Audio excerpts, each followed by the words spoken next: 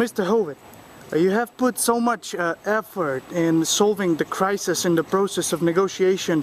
Has the authorities shown some flexibility and willingness in these efforts?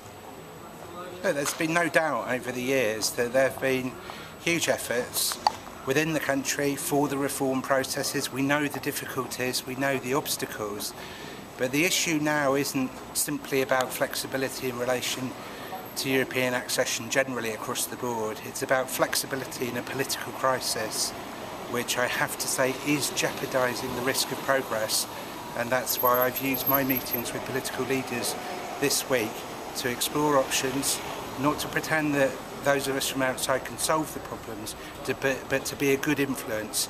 And I hope what I've said in public today sends the right message that might just help them to do it. Our Prime Minister, he made a statement that Macedonia may lose its recommendations because of the opposition. Can that be real?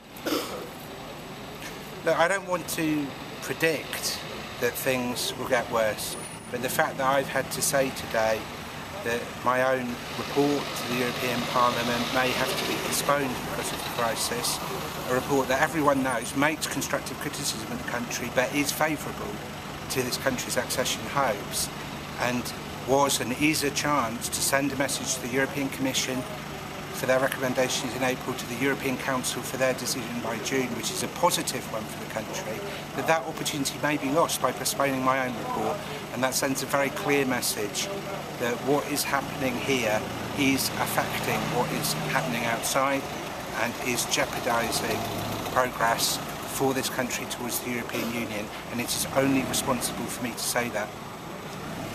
Can the opposition somehow contribute with negativity in these recommendations of these negotiations?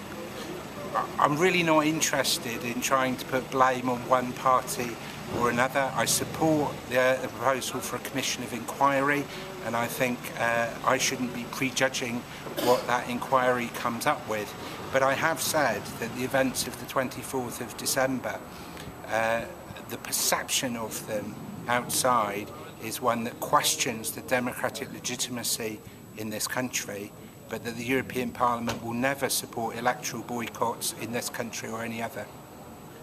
So, having in mind that tomorrow expires the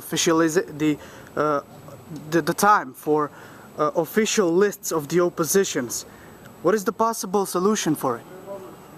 What I've said is that with the deadline tomorrow, the possibilities even in the days that follow for a requisite majority in Parliament to amend the regulations, that these are not technical issues. It is an issue of political will, and my message today is that if the parties can find the political will, this dispute can still be solved. One more last question. What will the consequences be if the crisis is not solved?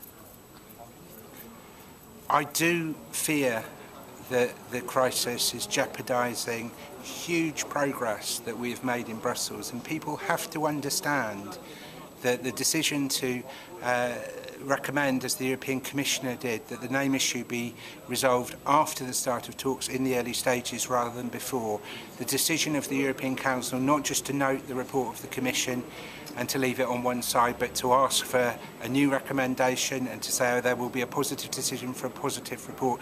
These are huge breakthroughs.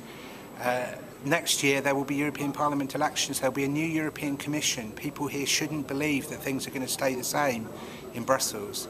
There is a historic opportunity still in June, and what happens here in the next few days could affect what is determined in Brussels for some years to come. Thank you very much, Mr. Hovit. Thank you.